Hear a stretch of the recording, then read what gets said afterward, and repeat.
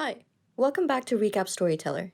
Today, I will recap a film titled Pompeii. Please subscribe, watch, and enjoy.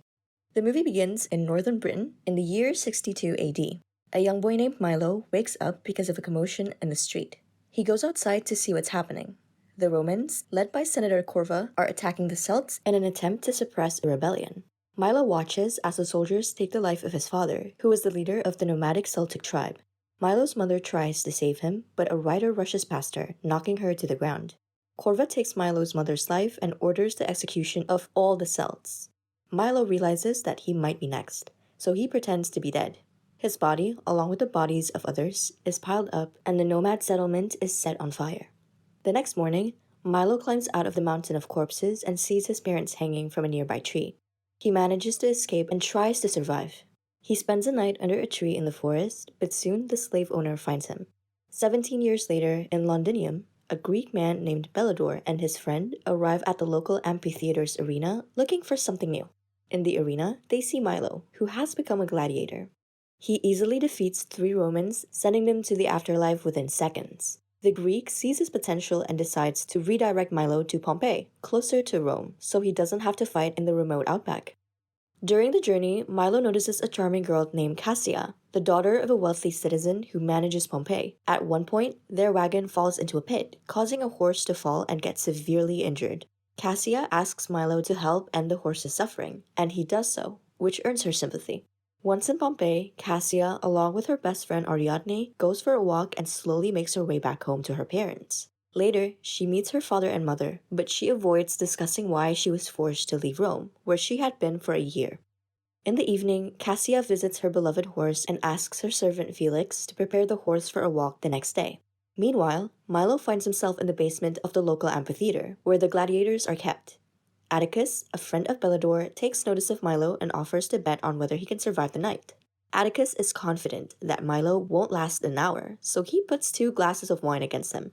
Soon, several gladiators provoke Milo into a fight because he had taken the life of one of their brothers. The fight begins, during which Milo sends one gladiator to the afterlife and severely injures another.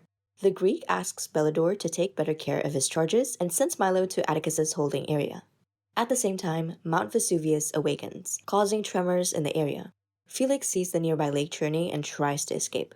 The scared horse throws him off and runs away, leaving the helpless man who didn't have time to get out and fell to the ground in the morning. Atticus tries to learn Milo's name, but Milo ignores him because he doesn't trust anyone. Once in the arena, Atticus, the local champion gladiator, talks to Bellador. He reminds Bellador that after another victory, he should receive the promised freedom. The overseer agrees, but before Atticus can have his freedom, he has to fight one more battle. The only person brave enough to challenge the champion in a training match is Milo. From the beginning, Atticus shows that he's better, but Milo doesn't give up. At some point, their duel is interrupted because one of the gladiators tries to attack Milo from behind with a knife. Atticus sees this and saves Milo. Later, Atticus admits that he intervened because every gladiator must face death in combat, face to face. He doesn't want anyone to die unfairly, so he'll be the one to fight Milo in tomorrow's duel. Milo thanks Atticus for saving him, but warns him that he believes the Romans are deceitful and won't keep their promises. Corvus arrives in Pompeii with his assistant Proculus, but people in the town not only don't welcome the politician, but also turn away from him, which upsets Corvus. Cassia's parents, Severus and Aurelia, greet Corvus and invite him to a gala dinner.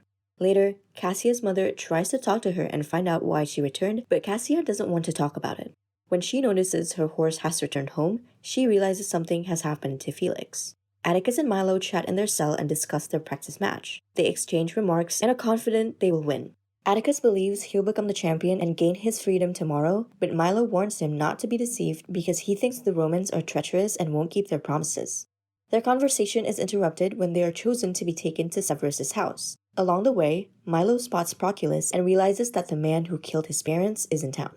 In Severus's house, wealthy ladies can rent any of the gladiators for the night for a substantial reward.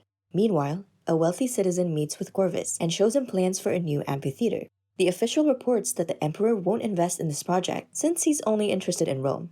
However, he's willing to cover all the costs, with the condition that Severus brings his daughter to Corvus. Atticus, the tall and dark-skinned gladiator, attracts particular attention, while Milo is interested in only one person, Cassia. This is noticed not only by Cassia's friend, but also by her mother. Severus finds Cassia and introduces her to the distinguished guests. When Cassia sees Corvus, it becomes clear they knew each other before. It was because of Corvus's harassment that Cassia was forced to leave Rome and return home. During the party, Vesuvius suddenly wakes up again, causing a small earthquake. This not only frightens people, but also makes horses nervous. When Cassia realizes that her horse is out of control, she asks for Milo's help. Bellator, the gladiator, can't argue with the girl and lets him enter the stable alone. Milo quickly calms the horse, and Cassia, who followed him, sees that everything is fine. She suggests that the gladiator use this moment to escape, and he invites her to come along. The girl agrees, and they both run away from the villa. Soon, they are pursued, and Milo realizes it's better to surrender. Corva wanted to kill the fugitive, but Cassia asks for his pardon. In return, she promised to be kinder and more considerate to the senator. Corva agreed to the girl's terms and sentenced Milo to 15 lashes. Cassia asks her father Severus to stop the ongoing punishment, but Severus couldn't argue with the senator. When Milo returns to the cage, he communicates with Atticus, the champion, and tells him that he saw the man who took his family away. In turn, Atticus tells the Celt about his relatives, whom he hasn't seen for 20 years. As they get to know each other better, the men shake hands. Milo learns his name and understands that from that day on, he and Atticus are friends, and this won't change even in tomorrow's battle, where they are destined to face each other. Unfamiliar with the gladiators, Corva orders a change in the schedule, with Milo's death scheduled for the first duel in the morning. People gather in the amphitheater to watch another gladiatorial fight. The Greek instructs Bellator to send Milo to the first duel, reminding him that Atticus will defeat any other opponent. They must grant him freedom. Unwilling to do so, the Greek changes his mind and orders the champion to be sent after Milo. Soon, the Greek notices cracks in the ceiling, and the amphitheater can't withstand the tremors. He points this out to Severus and asks to reschedule the duel, but the rich man refuses, sensing that something terrible is coming. Greg decides to leave the city for a few days. A staged fight is organized in the amphitheater's arena, reenacting the suppression of the Celtic rebellion by the Romans to please the senator. Milo, Atticus, and other gladiators are chained to a large tree and surrounded by dozens of other gladiators dressed as Roman soldiers.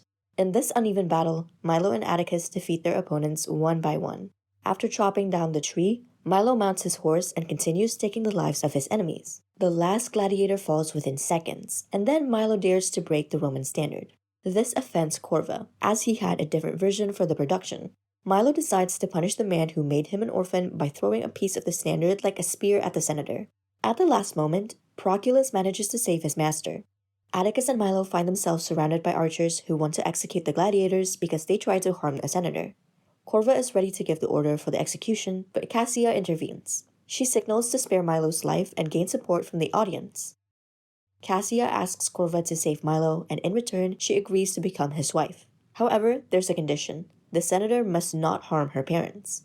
Severus and his wife are shocked by what's happening, but they don't dare to argue. They realize that Corva will deal with them if they protest. The senator orders that Cassia be locked up in his villa because he now claims ownership of her. At the same time, Mount Vesuvius awakens, but Corva calms the people and suggests that the gods demand another duel. He sends Proculus, the Roman champion of gladiator fights, to the arena. The two fighters engage in a duel just as the volcano erupts. Black volcanic ash covers the sky, and the arena starts to collapse. Panic ensues among the people as they try to escape, while the gladiator fight continues. As the arena collapses, Milo fights Proculus and manages to free the other gladiators. Proculus escapes, leaving Bellator to a grim fate. When the amphitheater collapses, Cassia's parents are crushed by the rubble. Aurelia asks Severus to send the senator to the afterlife to save Cassia. Severus tries to fulfill his wife's request, but fails and gets mortally wounded, falling into an eternal sleep while holding Aurelia's hand. Upon meeting Proculus, Corva orders him to take him to the harbor. Meanwhile, the Greek, unable to leave the city in time, pays the guards to let him board a ship and sail away from the coast as quickly as possible. The gladiators ascend to the arena and discover Cassia's parents, who have passed away. Aurelia asks Milo to take care of her daughter, revealing that Cassia is locked in a villa at the foot of Vesuvius. Atticus suggests running to the harbor, but Milo insists on staying with Cassia. Inside the villa, the Celt rescues Cassia from the collapsing and burning building. Unfortunately, her friend is less fortunate, as the rubble collapses, taking her body with it. Due to the large number of people causing a stampede in the dying city, Corva orders the elimination of anyone who obstructs their path. At that moment, a burning volcanic boulder approaches the senator, leading him to change his mind. Atticus, along with the others, attempts to flee the city's harbor but notices a colossal tsunami forming in the sea, capable of wiping out the city. He changes direction and saves a baby who has lost her mother. After the tsunami threat subsides, he returns the child to her mother. Meanwhile, Milo and Cassia take shelter from the falling rocks for a few minutes. Just as it seems the worst is over, it becomes apparent that Vesuvius continues to spew stones and Pompeii is on the brink of obliteration. Following a meeting with Atticus, Milo suggests heading to the arena to free the horses and use them to escape. The gladiators descend underground, encountering Roman soldiers. Cassia spots her deceased parents and bids them a final farewell. However, she is captured by Proculus and handed over to the senator. Corva chains Cassia to the chariot as he attempts to flee the doomed city. The gladiators have just faced off against the warriors and now find themselves facing Proculus. The senator is leaving, so they decide to split up. Atticus stays behind to confront Proculus, while Milo mounts his horse and races after the senator to rescue Cassia. In the battle, Proculus seriously injures Atticus, but he doesn't give up. He breaks his sword and uses a piece of it to fatally wound the Roman gladiator. Meanwhile, Cassia manages to break a piece of the board that's holding her hand captive. However, a cobblestone arrives, causing the chariot to overturn. Milo fights Corva and inflicts serious injuries on him. Cassia decides to assist the man she loves and chains Corva to the chariot. As they recall the events that occurred 17 years ago, Milo leaves the senator to his fate. The couple attempts to escape, but the horse can't carry them both. Realizing that they can't outrun Vesuvius, Milo and Cassia make the decision not to run. In their final moments, as they face certain death from the volcanic eruptions, the lovers share a kiss and meet their end. Atticus also meets a heroic end, facing a flow of scorching lava as he remains undefeated. Thank you for watching, and we hope you'll subscribe and like the video. See you soon!